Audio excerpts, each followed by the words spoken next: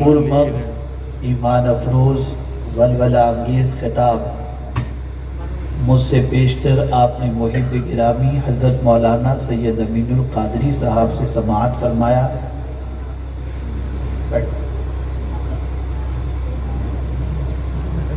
میں بھی تھوڑی دیر کے لیے آپ کے درمیان حاضر آیا ہوں۔ کچھ ضروری باتیں آپ کی سماعتوں کے حوالے کرنے کی کوشش کروں گا۔ اللہ رب العزت جل جلالہ مجھے حق کہنے اور آپ سب کو حق سننے کی توفیق عطا فرمائے۔ سکیت کی سرزمین پر پہلی بار میں حاضر ہوا ہوں اور آپ کا ذوق سماعت اور آپ کی حاضری اس بات کی گواہی دے رہی ہے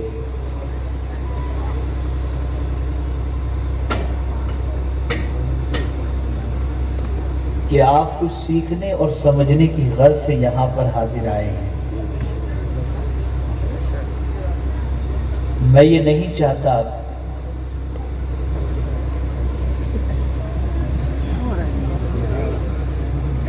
کہ آپ یہاں پر تشریف لائیں اور جب یہاں سے لوٹیں اور کل کی تاریخ میں صبح آپ سے کوئی پوچھے کہ رات کو 2 بجے تک تم جلسے میں گئے تھے، کیا سیکھ کر کے آئے، تو آپ جواب میں یہ کہیں کہ پروگرام بڑا اچھا تھا، باتیں بڑی اچھی ہوئی، بس۔ بلکہ میں یہ چاہتا ہوں کہ کل صبح آپ کی عادت ایسی بدل جائے کہ ہر کوئی یہ کہے کہ پھر ایسا پروگرام ہو تاکہ ہماری زندگی میں بھی انقلاب پیدا ہو۔ لیکن اس کے لیے محفل کا ادب ضروری ہے۔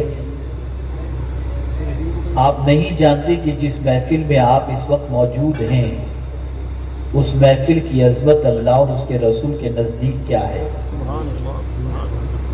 ہم نے آج جو برکتوں سے محرومی کا داغ اپنے سینے پر اور پیشانی پر لے کر کے ہم گھوم رہے ہیں، اس کی سب سے بڑی وجہ یہ ہے کہ ہم نے قابل احترام محفلوں کا اور قابل احترام جگہوں کا اور قابل احترام شخصیتوں کا احترام کرنا چھوڑ دیا۔ مسجد احترام کی جگہ ہے، شور شرابہ ہوتا ہے، دنیا کی باتیں ہو رہی ہیں۔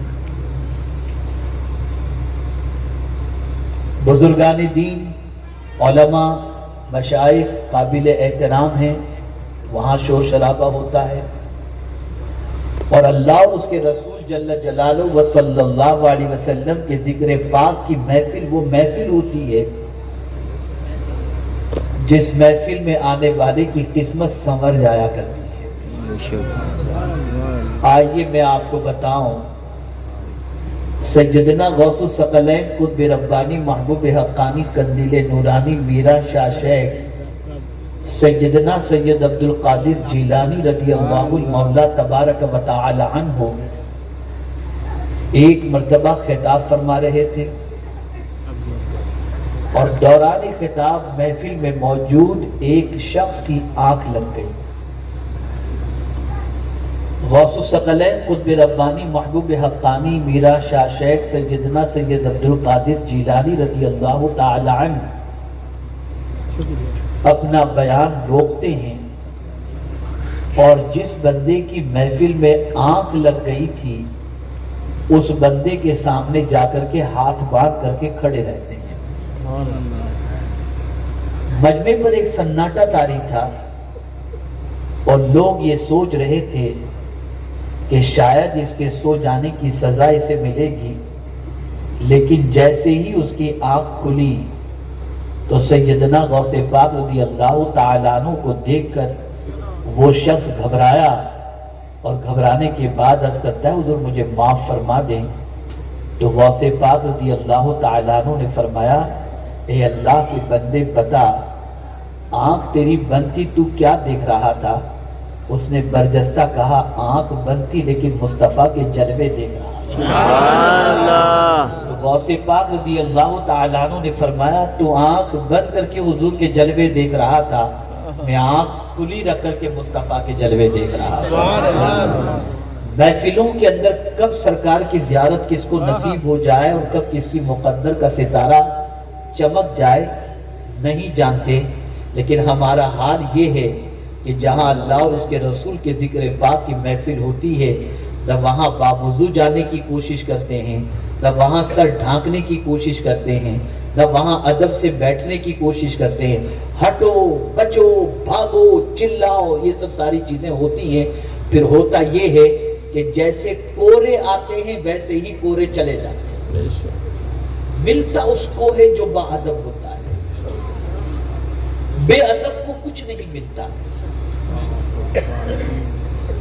میرے پیارے آقا صلی اللہ تعالی علیہ وسلم کے پیارے دیوانوں، کب اللہ کے رسول صلی اللہ علیہ وسلم کی رحمت بھری نظر پڑ جائے، کب پروردگار جل جلالہ کی کرم کی نظر پڑ جائے، کب کون سا اللہ اور اس کے رسول کا کلام دل کے اندر نقش ہو جائے اور زندگی میں انقلاب پیدا کر دے، ہم نہیں جانتے۔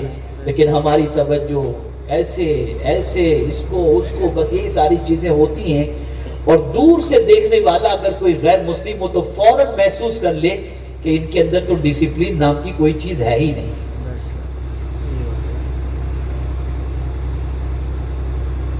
میرے پیارے آقا صلی اللہ تعالی علیہ وسلم کے پیارے دیوانوں، ابھی چند دنوں پہلے حضرت مولانا سید امین القادری صاحب اور ہم لوگ بغداد مقدس کی سرزمین پر تھے، اور وہاں پر ایک بزرگ سے ملاقات ہوئی، شیخ رشید مدد اللہ العالی سے۔ تو میں نے ان سے گزارش کی کہ حضور مجھے کچھ نصیحت فرمائیں۔ جانتے ہیں پہلی نصیحت انہوں نے کیا کی؟ انہوں نے پہلی نصیحت فرمائی کہ آقا کریم صلی اللہ تعالی علیہ وسلم ارشاد فرماتے ہیں کہ میرے رب نے مجھے جو تعلیم دی ان میں سب سے پہلی تعلیم ادب کی عطا فرمائی۔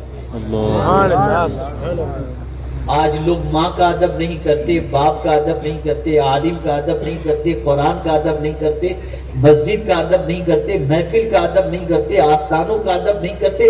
حق تو یہ ہے خانہ کعبہ کے سامنے پہنچ کر مکہ مکرمہ اور خانہ کعبہ کا بھی ادب نہیں کرتے۔ ایک زمانہ تھا کہ لوگ کہتے تھے کہ حضرت دعاؤں میں یاد رکھنا، اور اب لوگ جہاں ملتے حضرت ایک سیلفی ہمارے ساتھ، دعا کا سلسلہ ختم۔ کہاں جا رہی ہے ہماری قوم؟ کس راستے کی مسافر ہے ہماری قوم؟ میرے پیارے آقا صلی اللہ تعالی علیہ وسلم کے پیارے دیوانوں، جو سب سے اچھا مذہب، جو سب سے سچا مذہب ہے، آج اس کے ماننے والے الا ماشاءاللہ سب سے پوری دنیا کے اندر کمزور سمجھے جا رہے ہیں، علمی اعتبار سے، عملی اعتبار سے، اخلاقی اعتبار سے، دیانتداری کے اعتبار سے۔